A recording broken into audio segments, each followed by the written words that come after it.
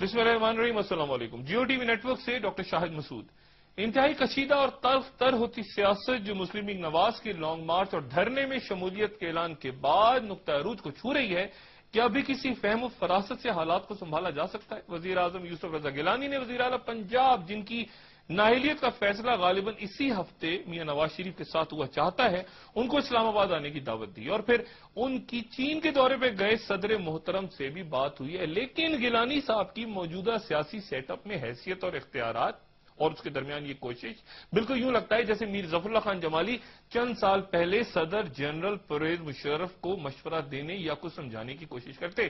قاضی حسین احمد کہتے ہیں کہ نااہلیت کا فیصلہ آیا، نواز شریف صاحب یا شہباز شریف کے خلاف تو نئے الیکشنز لازمی ہو جائیں گے۔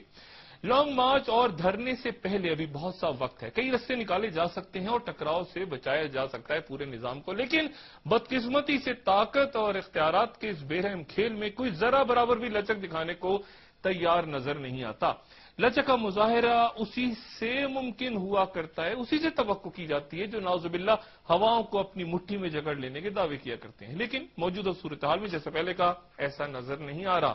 کسی ماہر معاشیات نے کہا تھا کہ اگر تمہارے پاس 8-10 روٹیاں ہوں اور سامنے کوئی بھوکا بیٹھا نظر آ جائے تو خاموشی سے ایک آدھ روٹی اسے دے دیا کرو، ورنہ نہ تم خود بچو گے اور نہ ہی روٹیاں۔ بڑی حد تک یہ اصول شاید سیاست پر بھی لاگو ہوتا ہے، جہاں تمام دسترخوان پر ہاتھ صاف کرنے کی خواہش نے ہی ہمیشہ پھر فاقوں سے دم توڑنے پر بھی لوگوں کو مجبور کیا۔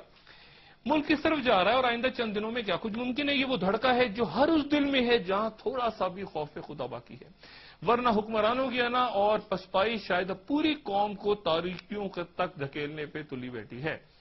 کیا جب تماشا ہے کہ ڈاکٹر عبدالقدیر خان آزاد ہیں یا قید، ہم نہیں جانتے، ایک لفظ بولتے ہوئے ڈرتے ہیں۔ سوات مالاکنڈ میں نظام عدل یا شریعت کا معاہدہ کس نے کیسے کیوں کب کیا، کوئی ہے جو وفاقی حکومت کا ترجمان بن کے وضاحت کرنے پہ تیار ہو؟ عجیب گمگو کیفیت، خوف، ڈر، کھوکھلے کردار اور بے نظریہ جیسے مٹی کے مادو،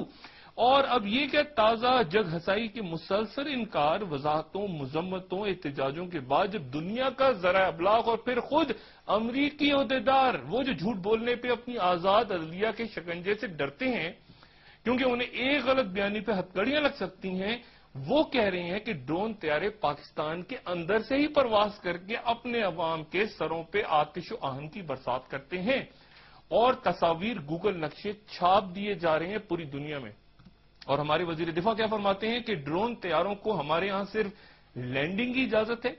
کیا وہ صرف مسلسل کئی سالوں سے لینڈ ہی ہوتے جا رہے ہیں ہمارے ہاں، اور پھر ہمارے ہاں لینڈ ہو کے کسی پڑوسی ملک میں جا کے بمباری کرتے ہیں؟ یہ وزیر دفاع کا بیان ہے۔ زیادہ کوفت یوں نہیں ہونی چاہیے کہ شاید ہم اس مذہب خیز طرز حکمرانی کے عادی ہوتے جا رہے ہیں، یا شاید پھر بے حس قوم ایک بار پھر کچھ دنوں بعد رونما ہوتے واقعات کے تصور سے لرز رہی ہے۔ اور میرے آج کے پروگرام میں لانگ مارچ اور پھر دھرنے کے حوالے سے گفتگو کے لیے تحریک انصاف کے سربراہ عمران خان موجود ہیں۔ عمران، السلام علیکم۔ وعلیکم السلام، شکریہ۔